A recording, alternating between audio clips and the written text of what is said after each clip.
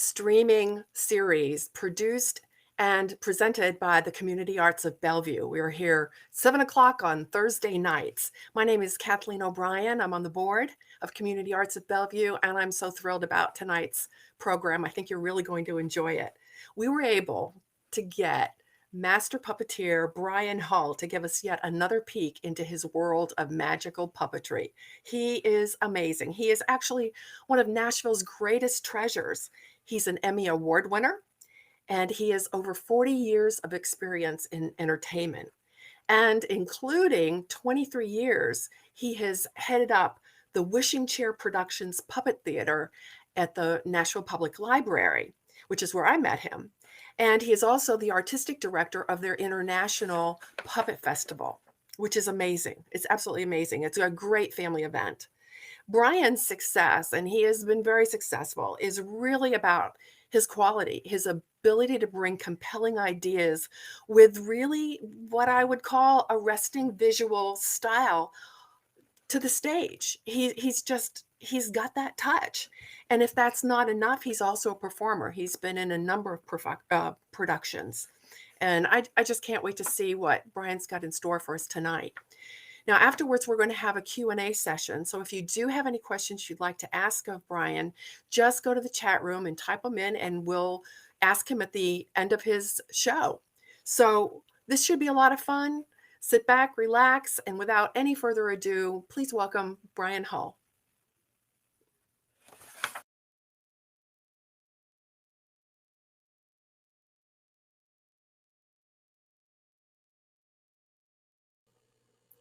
Hello, everyone. My name is Brian Hull.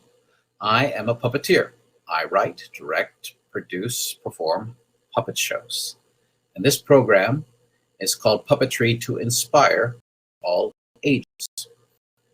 Because that's what I hope to do, is to inspire folks with what I create.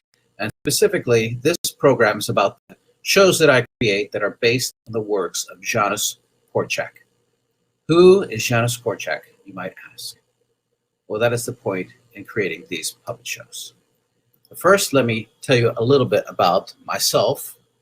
I didn't start out as a puppeteer. I graduated from Shippensburg University in 1984.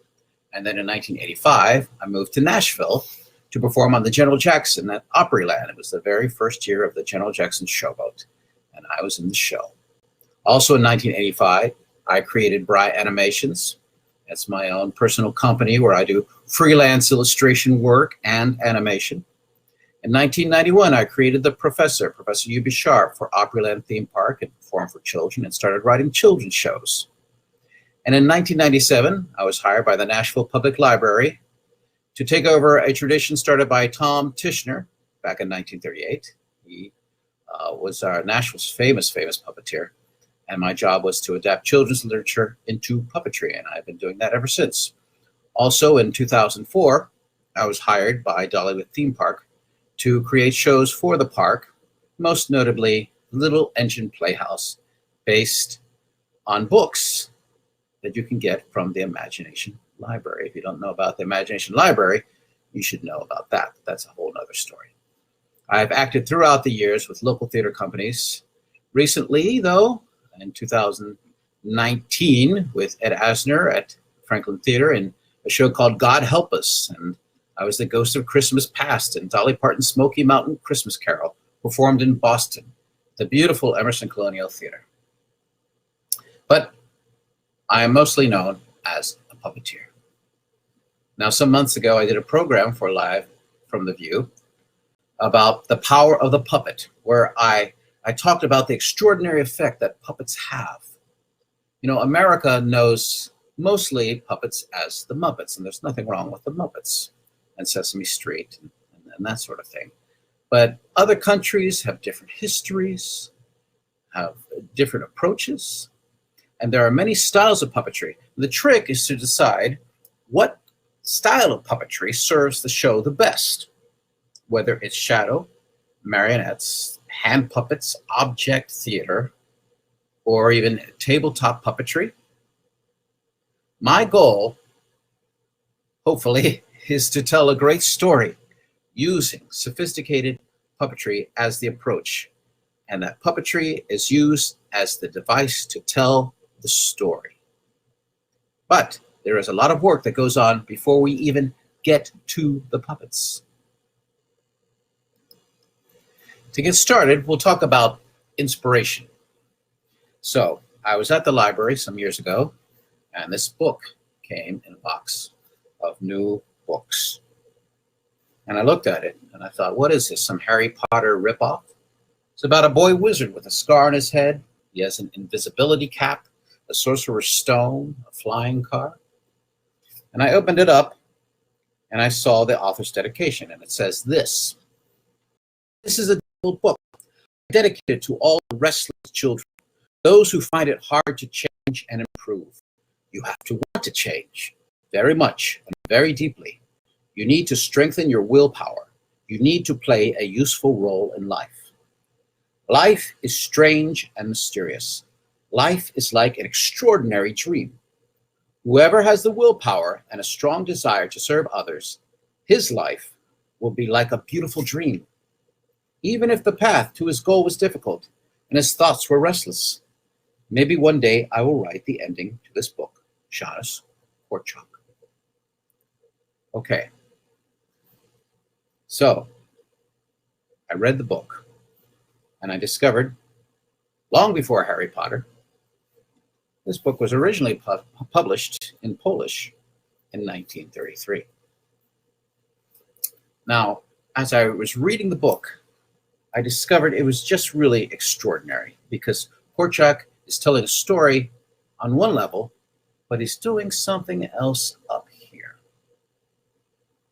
And I just became obsessed. There was really nothing I had ever read before. And then I learned about Shawnis Korchak, and I thought, are you kidding me? So, to explain, let me jump ahead, and I'm going to play the ending of the puppet play of Ktech the Wizard, where Korchak is mentioned.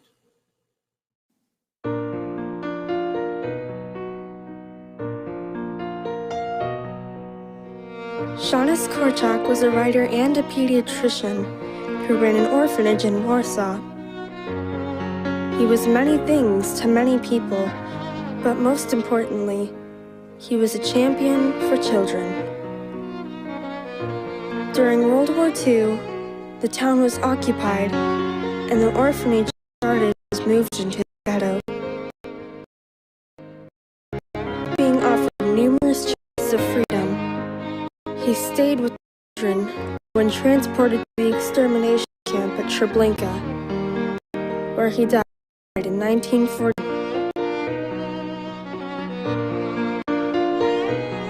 In 1933, he wrote Ktech the Wizard.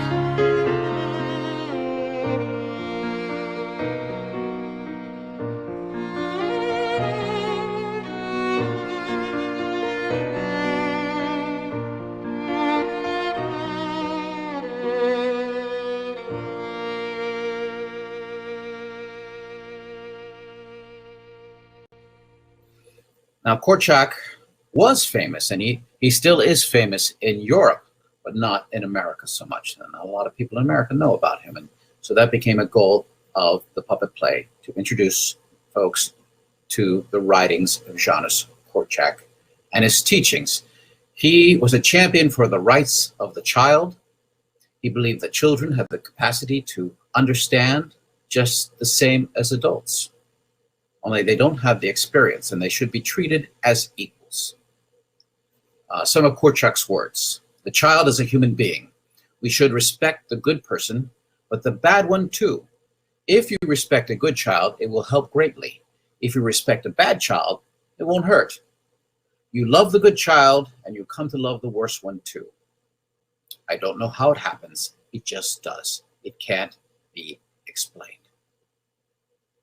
And that's one thing that I love about his teachings, is that he doesn't try to explain everything, that there are things that can't be explained. And it shows a humility rather than, oh, I have all the answers.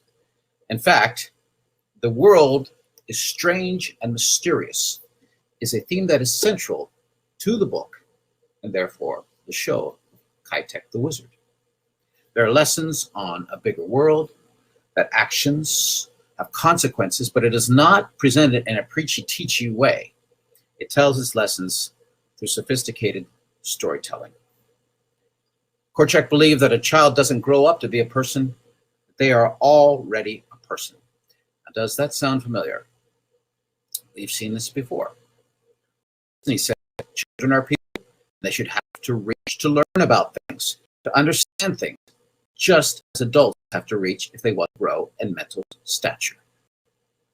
Henson said, the most sophisticated people I've ever known had just one thing in common.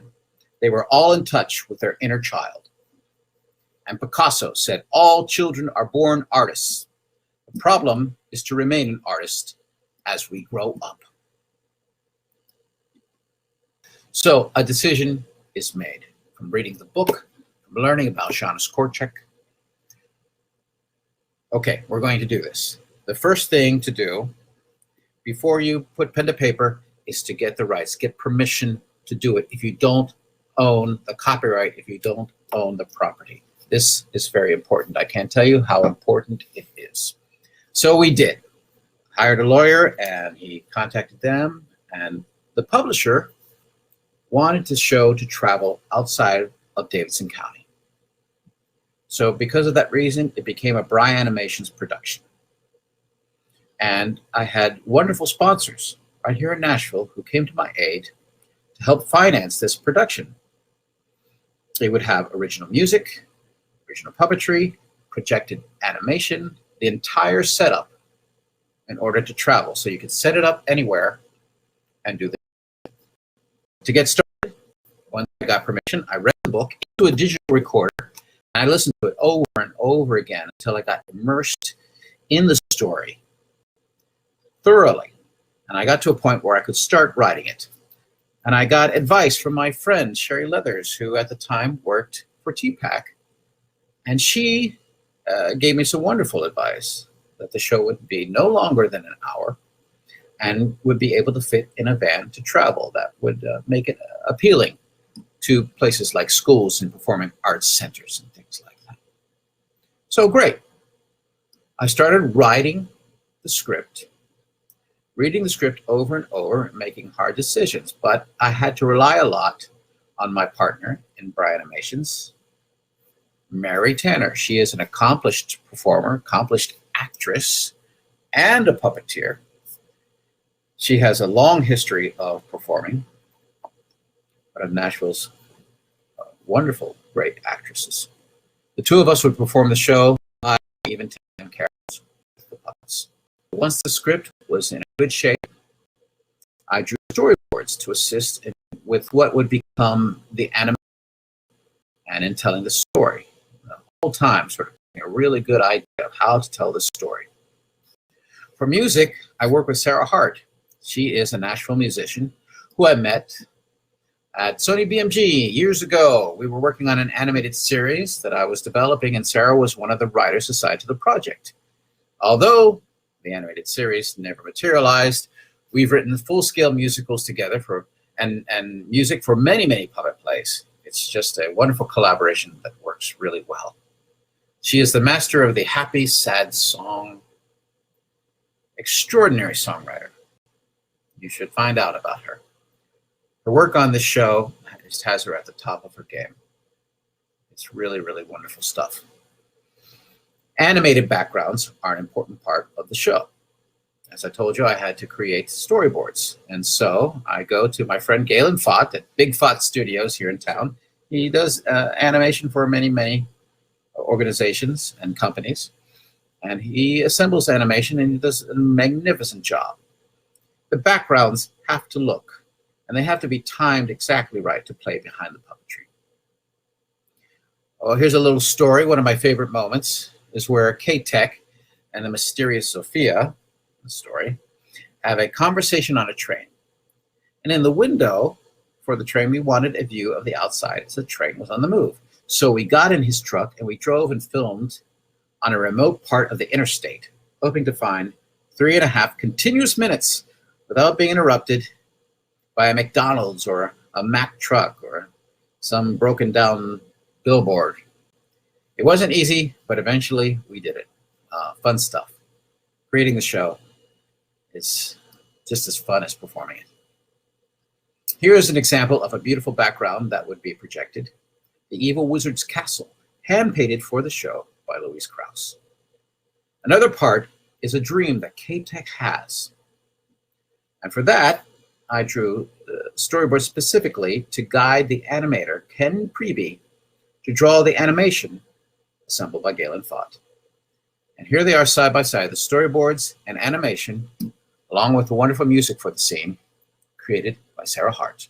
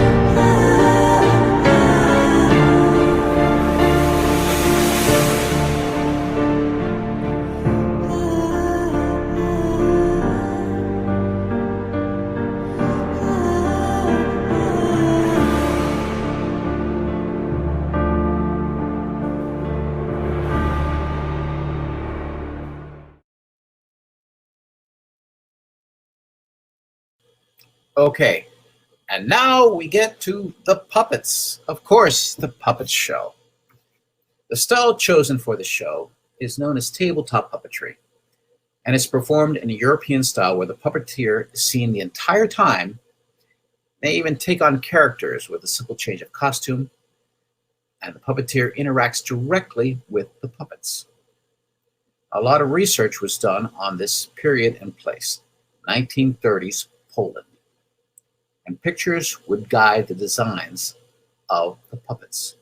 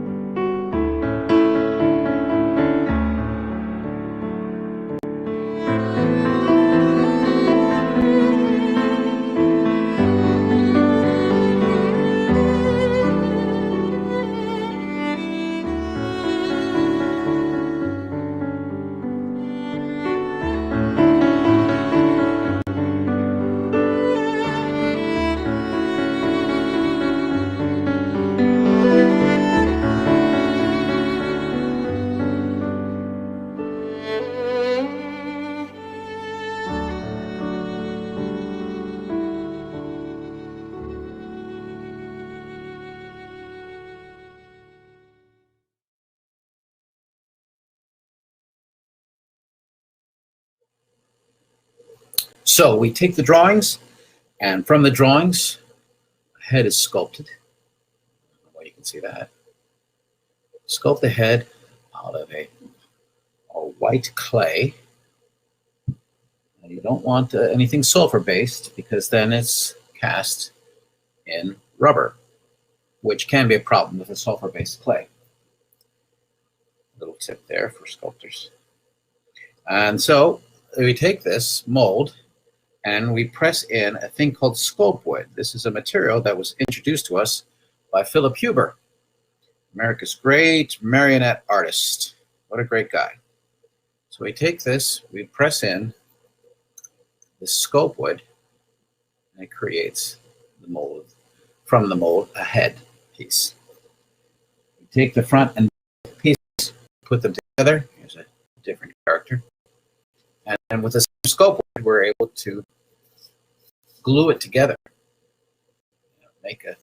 Get rid of the seam. You can sand it, you can sculpt it, you can drill into it. It's marvelous stuff. It performs just like a piece of wood. And then we paint the head and move on from there. The puppet bodies are really patterned after marionette construction. Movable and flexible parts, but instead of stringing them and then performing from above, as you would a marionette, they have rods in the backs of their heads, and we just manipulate them in real time with our hands. Sections of the puppets are cast out of plastic from a rubber mold, much like the heads are made. These sections are drilled and assembled, again following the pattern of what would traditionally be a marionette. Tabletop puppets don't have to be made this way, but I like this method. It's a method I prefer, and I am very happy with the results, and I find they give me the expression that I want. With this style of puppetry, the set is a floor on which the puppets perform, with the projections going on behind us. We are seen the entire time, perform live with the puppets, and as I said, take on characters. I should mention this style was purposely chosen to honor the puppetry you might see in Europe, where the story is set, Poland. It is also easier to travel and easier to set up than a traditional marionette stage with a bridge. Now, the costumes for these puppets are very important. Costuming is so important, and I think some people forget that. The costumes are made by local costumer Jennifer Klein. She has worked for me creating costumes for the library and for productions at Dollywood. She always does a remarkable job. Always beautiful work. And in the end, that's really what you want. You want to show the audience something beautiful, something they've never seen before. So the end result are these lovely little puppets. Here's the man himself, Ktech the Wizard. Beautifully made, wonderful costumes, again, by Jennifer Klein. He has boots. He's hinged like a marionette. There he is with a scar on his head. Boy, a wizard with a scar on his head. Sound familiar? Remember, this story was written in 1933 by Shawnis Korchak. J.K. Sure. Let's see here. Oh, here's the grandmother. Wonderfully performed by Miss Mary Tanner. She does such a great job. It's worth seeing the show just for her performance as the grandmother. Also the other wonderful characters she does. And look, she also makes the hands for these puppets just exquisite, beautifully sculpted. Another puppet, Zofia, the mysterious stranger he meets on the train. She keeps showing up in his life. Why? Well, you have to see the show to find out why. Is it just coincidence? Do people just coincidentally travel through your life, or do they serve a bigger purpose? You have these wonderful themes in this story. It's not your traditional kids' fair. It's something more than that. So what is the power of the puppet? Puppet is a pure thing. Actors act and puppets are, meaning that is not some famous actor playing Ktech the Wizard. That is Ktech the Wizard, and it can be nothing else. But the most important part in this is the story. Without the story, there is nothing. And a good story will keep you enthralled and keep you inspired to build and create the show. Ktech the Wizard is a perfect example. We put all these elements together. We practice and practice and practice, focusing on the story. So here you go. All the pieces put together. Here is our preview of the final product.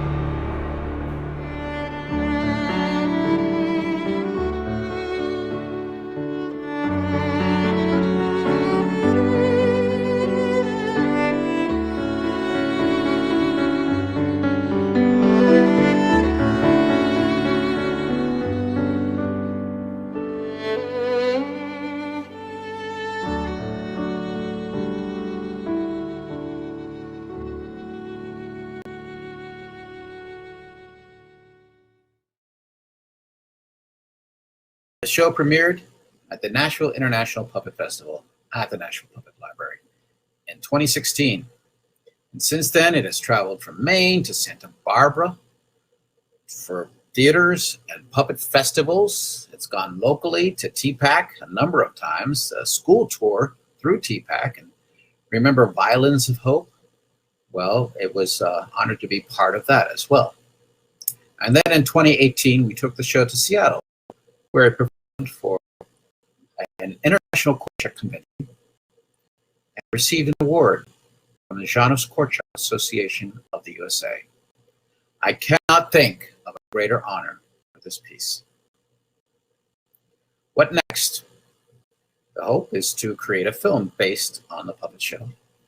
And I've already started on what is perhaps Korchak's most famous children's story, King Mat I. It tells the tale of a very young boy who becomes king when his father dies. And he makes changes to his kingdom from the viewpoint of a child.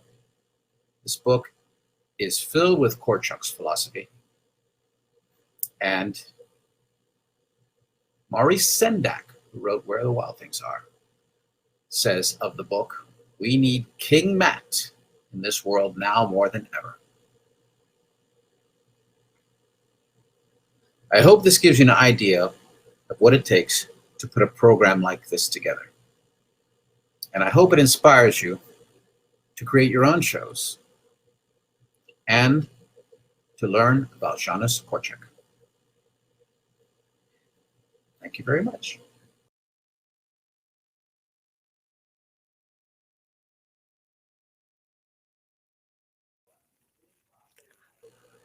Brian. Hello.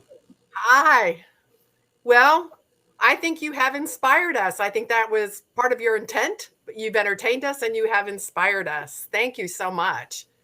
I don't think anybody realizes on any kind of performance what it takes to do it.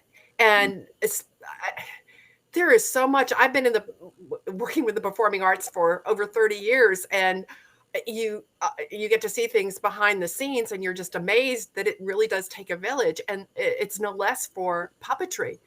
How far back does puppetry date? Is there, do you know when the first puppets were ever discovered? Well, or made? Yeah. There's, can you hear me? Yes. Oh, okay. You read about cavemen doing shadow puppets and that sort of thing. That's a form of puppetry. The marionette itself is significant in that it was created, these puppets on strings, to tell Bible stories in church before there were printing presses and people could get Bibles. And so they were called Little Marys, which is where the name marionette comes from. But, it's all storytelling. Is storytelling using inanimate objects and bringing them to life. And animation itself is and puppetry are sisters. Puppetry is animation in real time. And so that's why I think it works well with this show, is to combine the projected animation with the puppetry. And it's a unique experience, unusual way to do it. And it takes masters of all of the various individuals that you have brought in to create your team to do their part in this, or outside of the stories, but the craftsmen, they're all in Nashville? Yes. Wow. The depth of the artistry that exists in this town is just overwhelming and understated. I don't think people realize, and the fact that we can hopefully keep these folks in Nashville because there's enough work to create that critical mass is amazing. Right. Brian, you said kind of in the beginning of the show that a couple of quotes regarding your inner child, how important it is. And we know puppetry, especially in European countries, is something that is not just for children. We think of it in the United States too many times as just for children when it really is not. And the content that you've created, the performances and stories and that you've created are not just for children. But let's go back to the child. How would you describe your inner child? Oh boy. You know, the very first puppet show that I remember, a marionette show, very young, was The Red Shoes, the Hans Christian Andersen tale. I was maybe, I don't know, 8 years old. It was performed in a Mack truck at a carnival. So you went into the Mack truck and it was, I have no idea who it was, or, you know, I've been researching to try to find out who did this, because they were, you know, wooden marionettes, handcrafted. These puppets were ancient, and the backdrops, you know, where they were all, you know, the paint was all cracked, and you know, it was just this incredible aesthetic experience.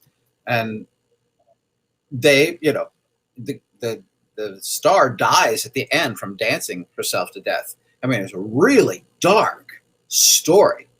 And to this day, I could still picture it in my mind. It made such an impression on me. And, you know, people, okay.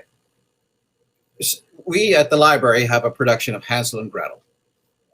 And there are people who have trouble with that because there's a witch in the story. And so they say, can you take the witch out? Can you make the witch funny? Like, no, the witch has to be scary. The witch is the guy, you know, in the park that says, hey, kids, I have ice cream in my truck. That's the witch. The story is a warning. And the kids are scared, but they are safe. And they understand it. Kids understand it. A great example is when, you know, Willy Wonka and the Chocolate Factory came out. It was a bomb because the parents didn't like it. The adults didn't like it, but the kids did. And so later on, those kids grew up to be parents and said, hey, here's a great movie for kids, you know, because of the dark themes of Roald Dahl. I mean, you know, all these, you know, it's a history of storytelling. These Grimm's fairy tales are intense. And, but, you know, with Shawnis Korchak, back to him, he believed that children should be treated the same as adults. And so he would write chapters of this book and he would read it to the kids, and the kids would respond to it. And there's a part in the story, and it's actually in the puppet show, where the narrator says, you know, when I got to chapter 18, Ktech is in the evil wizard chief's forest, a castle. And a child became very scared and started having nightmares because of the story. And so Shawnis Korchak took those out of the book. And if you read the book, there are like spaces and lines where things were written that were taken out. And the kid said, you know, Korchak said, stories about wizards are supposed to be scary. And the kid said, I know, but you're doing something else. And so, you know, it's very sophisticated storytelling. And then, you know, he took it out and the kid said, now it's better. You know, I mean, you know, children have the capacity to understand the same as adults. They don't have the experience. And it is the role of the adult to show the children how to be, not, you know, smacks, do as I say, and get in line. You have to love the child and respect the child. And that philosophy is so powerful. And, you know, he's still ahead of his time. The writings, yeah, when I read his books and what he had to say, I would have to read a bit and just sort of stop because it was overwhelming. And as you can see, I could talk about this forever. You know, I mean, it really sort of drives this. And then, you know, we did these shows for the kids. And there was a group at TPAC. When we did the show, we had a Q&A after. And these kids were like, was the whole thing in his mind?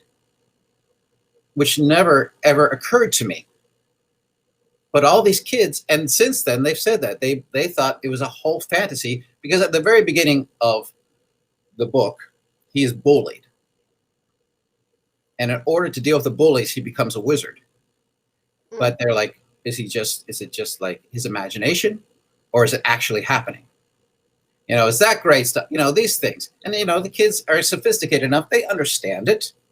They get They it. teach us a lot. Right. Right. We can learn a lot from kids. Right. So is there a story that is a particular favorite of yours to tell through puppetry? Oh, I know you've got many, but is there one that, oh, this is it. This is my Les Miserables. well, Ktech the Wizard is my Les Miserables. Yeah, up until I found the book, I won't go into it, but there was this tragic story, and it's the result of it was a boy committing suicide, and the reason was because his girlfriend broke up with him, and then this happened. I'm like, are you kidding me? And he was just a high school kid, and I thought, how did your world become so small that becomes your only choice? How can you not see outside of that? Yeah. And it sort of really just carried with me for a long time. And I thought, how do I tell this? How do I talk about there's a bigger world? And then this book showed up, and that's exactly what the book is about. That there is a bigger world. In fact, that's the finale, the final song of Ktech the Wizard is There's a Bigger World. Because he's at first, when he gets his powers, he just sort of wreaks havoc and messes around in his classroom and with the kids. And then he goes out into the world, and he has to be saved from himself because he doesn't understand how powerful he is. And that's another thing that is a great lesson from it, is that children don't understand how powerful they are. They don't understand if you say something mean to this other child, this will affect them. So, it's about making good choices and presenting yourself well and being compassionate and understanding that it has consequences. And the kids get that. Obviously they do. So this is my favorite. We also at the library, if you've not seen String City, that's the history of country music talk recording. About that. Yeah, that is. You created that 10, 15 years ago? Well, let's see, 2013. Oh. Almost 10 years ago, we started work on it. But it took about 2 years to build, and it's 100 puppets, and it tells the history of country music recording, but it's all music except when Minnie Pearl comes out and tells a joke during the Grand Ole Opry section. But it's incredibly effective. And one thing that it was a collaboration with the Country Music Hall of Fame and Museum. And one thing that Jay Orr insisted on, and he's the historian there, is that we use the original recordings. And it really becomes sort of like this time machine, is that not only are you watching the progression of music production, the sonically it changes. And you really end up sort of traveling through time. And then the puppets, of course, but that's another, that's the Phantom of the Opera. So Ktech is my Les Mis, and String City is my Phantom. So let me ask you a kind of logistic question. In my world of performing arts, when a producer decides to do a show, and of course they have the script, the script, they've got the music, and they've got the characters, and then they have to cast the characters. And usually you have a casting director that helps you do that. So now you're trying to create a story surrounding a puppet. Where do you go for your puppets? Do you have to make all your puppets for that particular show, or is there a place you can go to rent puppets? Does that not work? You just said 100 puppets in the show. Right. And does that mean every time you think up a character, that means you have to create and build a puppet for that?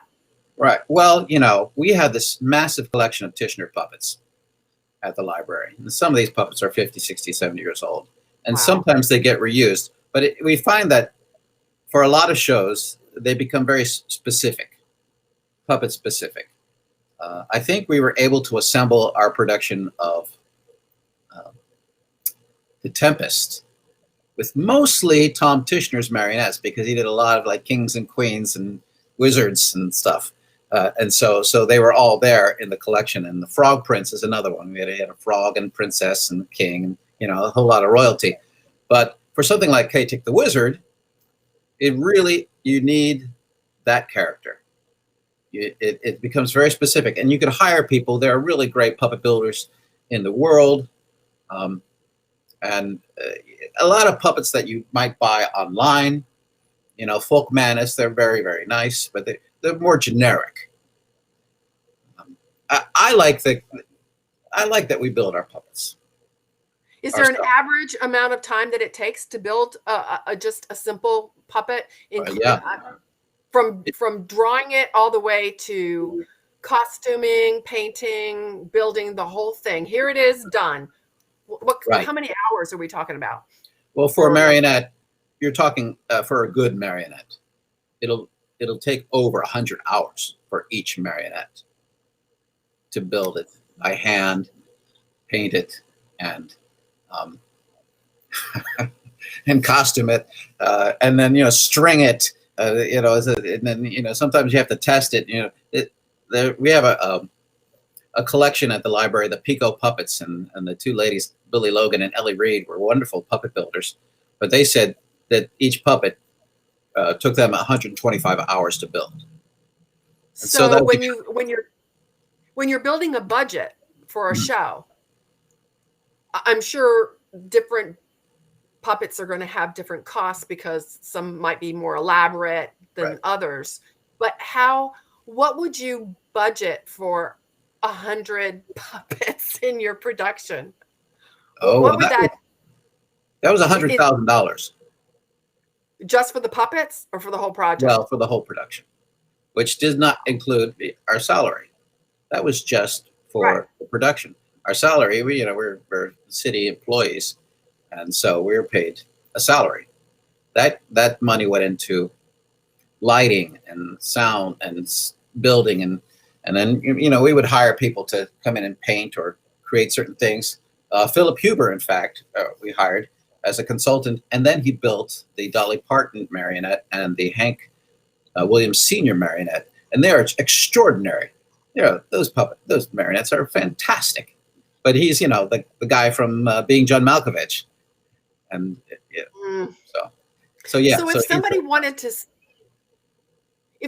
to see the Music City Strings, has it been recorded, or how does one find that, or do we have to wait for you to do it again? Yeah, we have to do it live because of all the legal bits of it. Okay. Yeah, you know, it's free to the public, and you know, the work we do at the library is free to the public, and so the folks come to the Ford Theater and watch the show live, and that's just until we are able to figure out a way to deal with all the songs. And you know, there was a whole, before we even started building, you know, I talked about getting permissions for Ktech the Wizard. We had to get rights and permissions for all the songs and people represented in String City. You know, there's 36 acts in that show, and some people were very easy and some people were not, and so I had to change some things. Anyhow, you know. Yeah. Wow. Well, do you plan, once we get behind COVID, we get on the other side of that, is it your intention to bring that show back to the stage? Oh, sure. Absolutely. Absolutely. We'll bring all our shows back.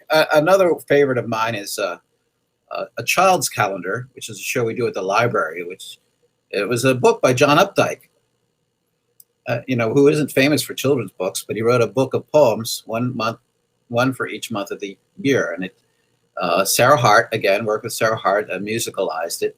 And so the centerpiece is a tree that changes with the seasons. And it's a very, very beautiful, very pretty puppet show. But anyhow, that's another one you need to see, A Child's Calendar, or just any of them. They're all free at the library. So when you do get up and running again, do people just go to the Nashville Public Library website and they can there's a section there for performances or Oh, yeah. events they Yeah. can look at. Yeah. Okay. Right. And it's hard Library right will- now. Everybody's trying to figure out when we can get back on stages, and Right. yeah, we've got a little bit to go, but we're Yeah. not quite there yet. Hang in there. Hang in there. So Brian, outside of what you've done for the public library and any other folks that you've worked with, how many puppets do you personally own? Oh Personally, boy. I don't know. I have some back there and downstairs, and you know what? I have no idea. over 100? Oh, probably. Yeah. I hope you have some good insurance too. Yeah. Yeah. Yeah. Great. It's all good. It's all fun stuff. You know. Well, we will definitely look forward to everybody getting back on stage once COVID hits or is over. And Right. these vaccines have a chance to do what they're supposed to do, and hopefully people will continue to be vigilant with their protocols.